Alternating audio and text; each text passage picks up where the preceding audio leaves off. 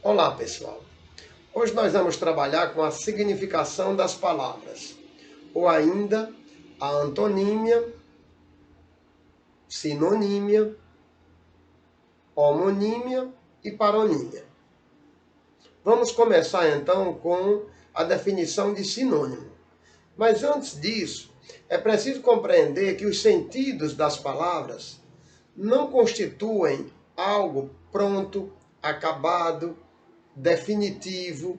Na verdade, diferentemente dessa concepção, os sentidos vão se construindo a cada enunciação. O dicionário costuma trabalhar com definições lexicais, mas é preciso compreender que aquelas definições vão se ajustando, vão se transformando, se adaptando aos mais diferentes enunciados. Pois bem, e o que seria um sinônimo? Diferentemente de alguns que defendem que sinônimo é um termo que apresenta o mesmo sentido que um outro, na verdade, alguns linguistas dizem que não existem sentidos iguais. Então, o que seria um sinônimo? Sinônimo é uma palavra que apresenta afinidade, equivalência semântica em relação a uma outra palavra. Por exemplo, se considerarmos a palavra abjeto, veremos que abjeto apresenta afinidade, semelhança, equivalência semântica com vil, vil com L, não o verbo vil, mas o adjetivo vil, desprezível, ignóbil. Podemos dizer que vil, abjeto, ignóbil e desprezível são palavras que apresentam equivalência semântica, ou seja, são palavras sinônimas. E o que seria um antônimo? Antônimo, diferentemente do sinônimo, observe que o prefixo sinônimo, esse prefixo sim, vai indicar que uma palavra entra, no caso, em sincronia com a outra. Semanticamente falando, ela entra em sincronia com a outra, em sintonia com a outra. Já o antônimo, o prefixo ante, vai indicar o oposto, o contrário. Daí surgiu a palavra antagonista. Então, antônimo é a palavra que apresenta sentido oposto, contrário. Se pegarmos, por exemplo, o vocábulo perdulário, vamos ver que perdulário é o antônimo de parcimonioso, de avarento. Por quê? Porque perdulário é esbanjador, é o sujeito que esbanja, que não é econômico. E o contrário disso aí é um sujeito avarento, parcimonioso, econômico. Então, vimos o que é um sinônimo e o que é um antônimo. É importante também compreender que, às vezes, o antônimo de uma palavra pode ser formado a partir do acréscimo de um prefixo. Se pegarmos, por exemplo, a palavra feliz, o antônimo, infeliz. Se pegarmos a palavra leal, o antônimo, desleal. Se pegarmos a palavra normal, o antônimo, anormal, e daí por diante. E o que seria um homônimo?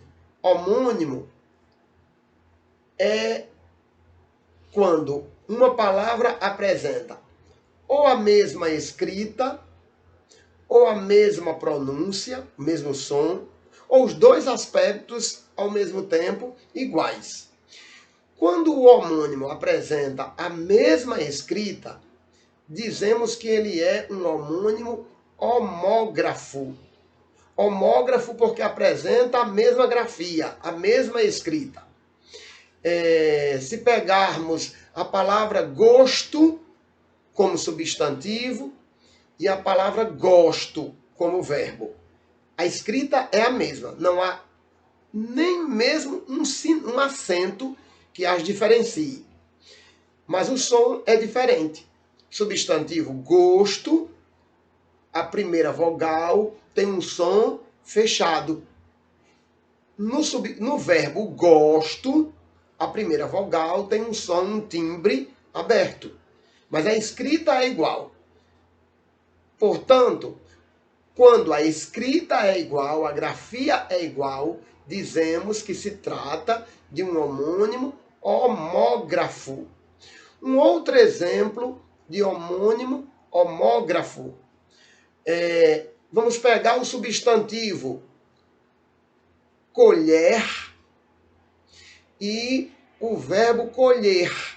A escrita é a mesma. Somente o som as diferencia.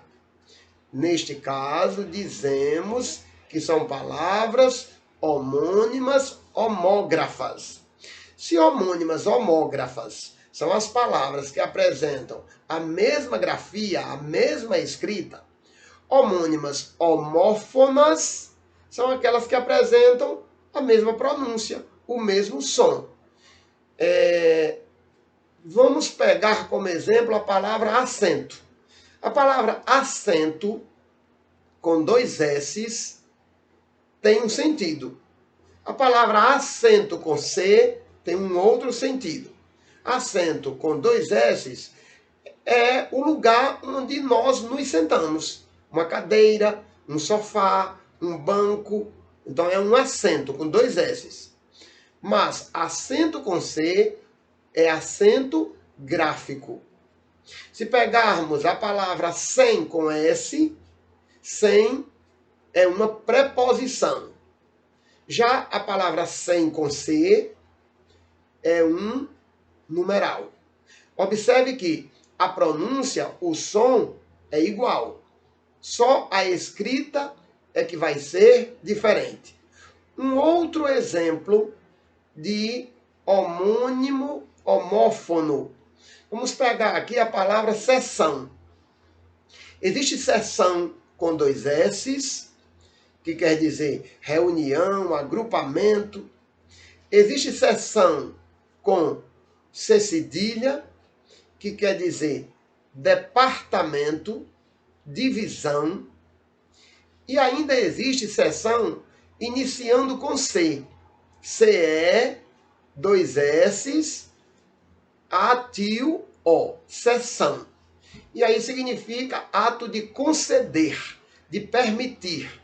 Então, se eu digo, por exemplo, que o governo fez a cessão de uma verba para o combate da pandemia, então, a cessão, a doação, a concessão de uma verba.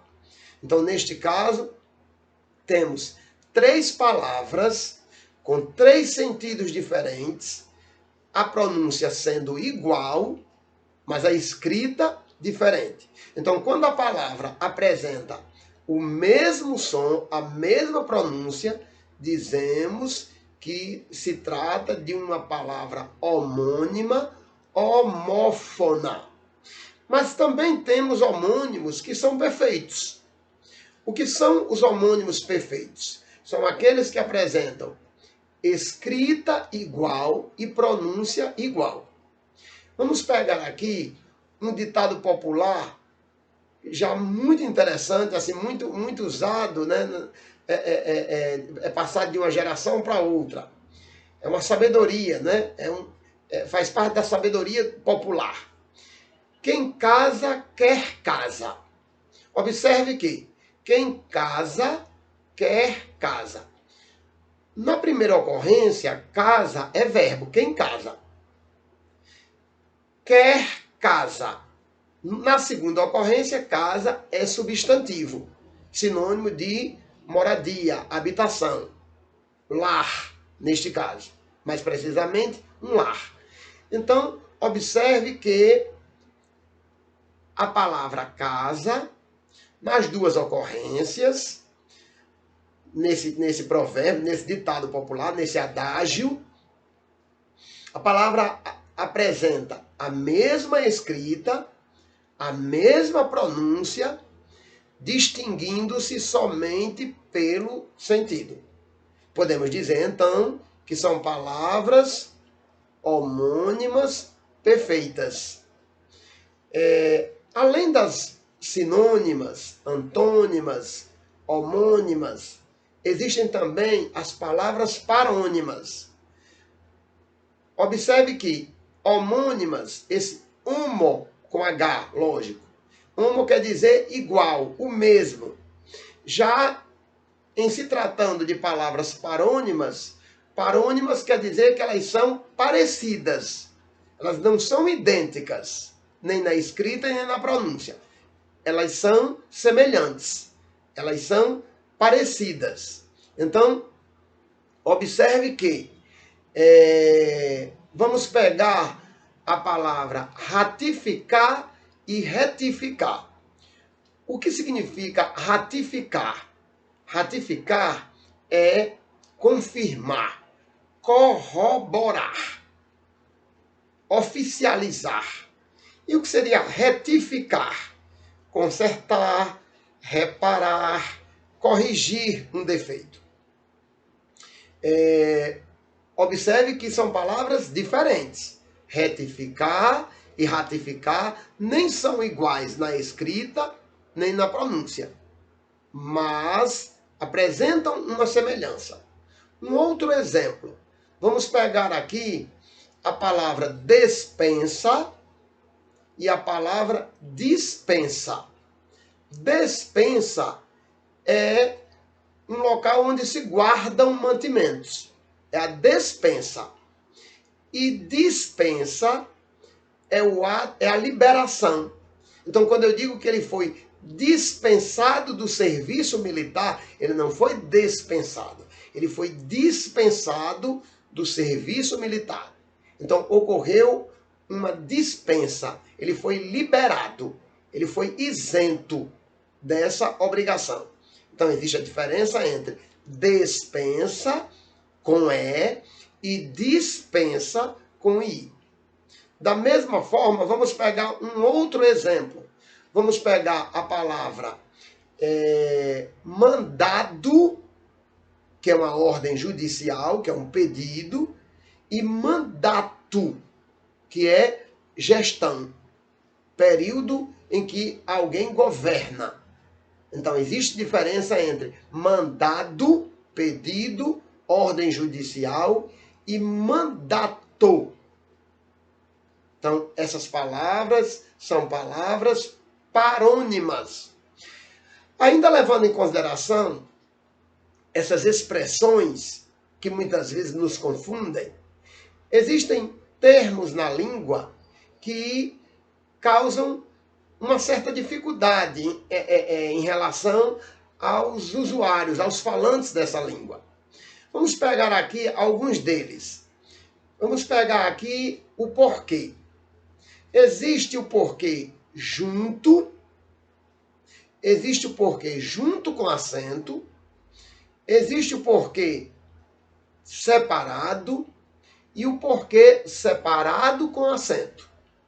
O porquê junto serve para justificar, para indicar uma causa, uma explicação. Não fui à escola porque tive uma indisposição. Não fui à escola porque tive uma indisposição. Eu poderia substituir esse porquê pela conjunção pois. Não fui à escola, pois tive uma indisposição. Este porquê é junto. Trata-se de uma conjunção. Se eu pegar o porquê separado, não, vamos continuar com o porquê junto. Trabalhamos aí no primeiro exemplo o porquê junto, sem acento. Vamos agora trabalhar com o porquê junto com acento. O porquê junto com acento funciona como substantivo. Eu posso substituí-lo pela palavra motivo. Não entendi o porquê de sua reação. Observe que eu poderia substituir a palavra porquê pela palavra motivo. Não entendi o motivo de sua reação. Neste caso, observe que é um porquê junto e com acento. Não entendi o porquê de sua reação. Não entendi o motivo de sua reação. Não se trata do mesmo caso da conjunção, que eu expliquei ainda há pouco. Neste caso, trata-se de um substantivo. É o porquê junto com acento. Ela partiu e até agora não entendi o porquê. Ela partiu e até agora não entendi o porquê. Ela partiu e até agora não entendi o motivo, a razão. Então, neste caso, é um porquê junto e com acento. E o porquê separado? O porquê separado é usado se ele vier no início da frase, trata-se de uma pergunta. E ele vem sem acento. Por que você faltou à minha prova? Este porquê é separado e sem acento. Se eu pusesse a palavra porquê no final da frase interrogativa, você não veio à minha prova por quê? Este porquê continuaria separado, só que ele ganharia um acento circunflexo. Até porque ele passaria a ser um monossílabo. O que passaria a ser um monossílabo tônico. Esse que passaria a ser um monossílabo tônico. Você faltou à minha prova por quê? Este que, do final da frase, é um monossílabo tônico. Por isso que ele é pronunciado com mais força. Vem marcado pela presença do acento circunflexo. Trata-se de um pronome interrogativo. Se o porquê viesse separado e não viesse no início nem no final, ele não ganharia acento. Se eu dissesse assim, não entendi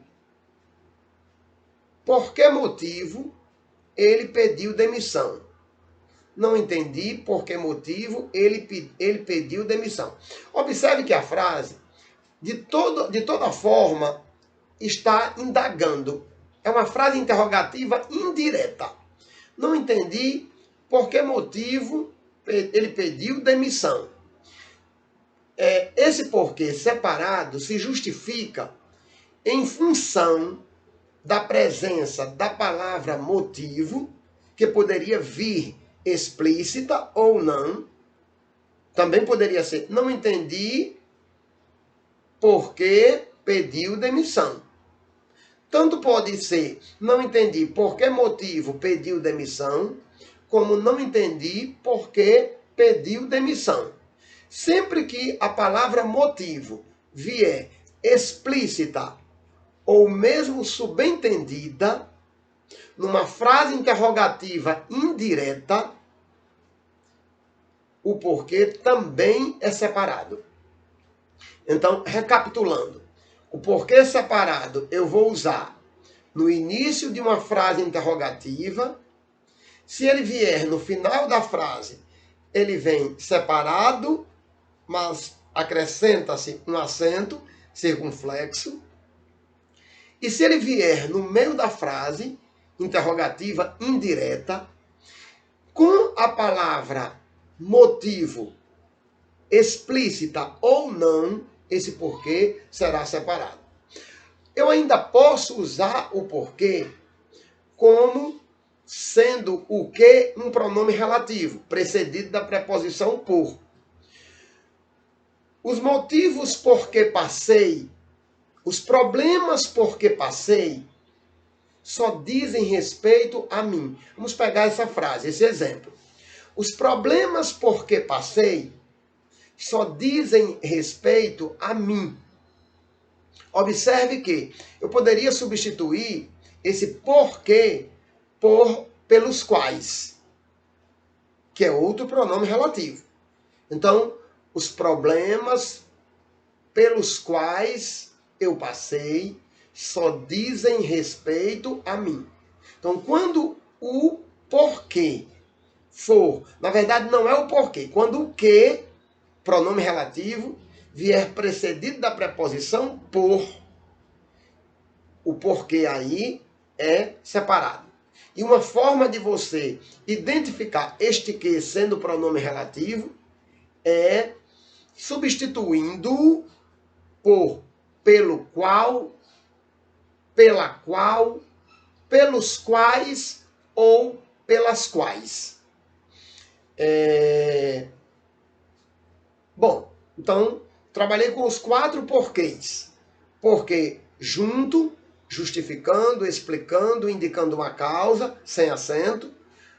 Porque junto, com acento, funciona como substantivo, podendo ser substituído pela palavra motivo. Porque separado, pronome interrogativo ou pronome relativo. Pronome interrogativo, se vier no início da frase, esse porquê não precisa de acento. Se vier no meio, numa interrogativa indireta, esse porquê não precisa de acento. Se o porquê interrogativo vier no final da frase, ele precisa vir acentuado, ele precisa vir com acento circunflexo. E se for um pronome relativo, eu posso substituí-lo por pelo qual, pela qual, pelos quais ou pelas quais. O time porque torce já perdeu 2 vezes consecutivas. Observe. O time porque torce já perdeu 2 vezes consecutivas. O time pelo qual torce já perdeu 2 vezes consecutivas. Esse porquê é separado em função de o que, de a palavra que, ser um pronome relativo, precedida, a palavra que, precedida da preposição por. Uma outra expressão da língua que causa dúvida é a expressão onde. A palavra onde. Porque muitas vezes algumas pessoas confundem com aonde. Eu uso onde sempre que o verbo for estático, não expressar movimento. E eu uso aonde para verbos dinâmicos, para verbos que expressem movimento. Por exemplo, se eu dissesse a casa onde mora é muito pequena. Observe que morar é um verbo que indica posição fixa. Portanto, não há razão, não há razão de usar a palavra aonde, neste caso. A casa onde mora é pequena.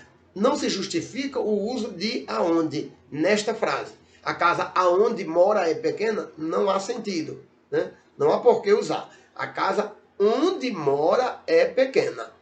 Por quê? Porque morar é um verbo que indica posição fixa. No entanto, se eu dissesse, aonde você vai a essa hora? Aonde você vai a essa hora? Observe que vai é o verbo ir. Por isso, não se justifica usar a palavra onde, e sim aonde. Por quê? Porque quem vai, vai a algum lugar. É um verbo dinâmico. É um verbo que indica deslocamento de um local, né, de um ponto para outro. Em função disso, deve-se usar aonde e não onde. E para finalizar, vamos pegar aqui as expressões mas, a conjunção mas e o advérbio mais. A palavra mas é uma conjunção adversativa. E dependendo da frase, dependendo do contexto, é uma conjunção adversativa que se contrapõe, né? Que pode ser usada, pode ser substituída pela conjunção porém, todavia, no entanto. Então, se você tem alguma dúvida em relação ao emprego da conjunção mas, tente substituí-la por porém. Ele estudou muito, mas não fez uma boa prova. Observe que ele estudou muito, porém não fez uma boa prova. Eu posso substituir a conjunção mas por porém, sem causar nenhuma alteração semântica, nenhuma alteração de sentido. A palavra mais, com i, que é o contrário de menos, é um advérbio e indica quantidade, intensidade. Se eu digo, vamos pegar aqui um exemplo. Ele gosta mais de matemática do que de história. Ele gosta mais de matemática do que de história. Ele gosta menos de matemática do que de história. Observe que aí não se justifica o uso da conjunção mas. A pronúncia é diferente e a função do advérbio na frase é diferente da função da conjunção na frase. Ele gosta mais de matemática do que de história. Mais. A intensidade do gostar é maior, né? Ele gosta mais, ele tem mais afinidade com a matemática do que com a história. Aí é mais com i. E para finalizarmos, vamos acrescentar aqui a palavra mal com L e a palavra mal com U. Mal com L é o contrário de bem. Pode ser um substantivo e ainda pode ser também um advérbio. Eu posso substituir a palavra mal com L pela palavra bem. Na dúvida, tente fazer a permuta, a substituição. Cada vez que for possível substituir a palavra mal por bem, é mal com L. Ele se sentiu mal durante a aula. Veja, ele se sentiu mal durante a aula. Observe que eu poderia substituir esse mal não por bom, mas por bem. Ele se sentiu bem durante a aula. Então, neste caso, é mal com L. É o advérbio mal. A palavra mal, com L, admite o plural. A palavra mal com L, advérbio, não admite plural porque o advérbio é uma classe gramatical invariável. Mas a palavra mal com L pode ser substantivo. Como substantivo, a palavra mal admite flexão em número. Transforma-se em males. Existe uma frase de um filósofo, Voltaire, que diz assim: o trabalho nos afasta de 3 grandes males: o vício, o tédio e a necessidade. Neste caso, a palavra mal, com L, sofreu uma flexão em relação ao número. Variou para males. Já a palavra mal, com L, advérbio, não vai para o plural. E temos a palavra mal com U, que é adjetivo, que eu posso substituir por bom. E essa palavra mal com U apresenta variações. Se for em relação ao número, mal vai para maus. Flexiona-se para maus. Acrescenta-se um S. Se for em relação ao gênero, mal é masculino e má é feminino. E se for para o plural, mas. Vejamos. Ele tem um profundo mau gosto. Ele tem um profundo mau gosto. Observe que nesse exemplo não seria possível substituir a palavra mal por bem. Você não diria ele tem um profundo bem gosto. mas ele tem um profundo bom gosto. Portanto, é mal com U. Mal com U. Esse menino é cheio de maus costumes. O contrário, bons costumes. Ela é uma pessoa de má índole. De má índole. Então, de má conduta. Como a palavra índole é uma palavra feminina, não seria ela é uma pessoa de mau índole, mas ela é uma pessoa de má índole, má conduta. E aquela velha frase que todos nós já ouvimos dos nossos pais: meu filho, cuidado com as más companhias. O contrário, as boas companhias. Então, más companhias. Esse mas é M-A-S, tem um acento, é diferente da conjunção mas, porque neste caso, más companhias, o mas é um monossílabo tônico, acentuado, por se tratar de um monossílabo tônico terminado em A, seguido de S. Ficamos por aqui e espero que vocês tenham aproveitado a aula de hoje.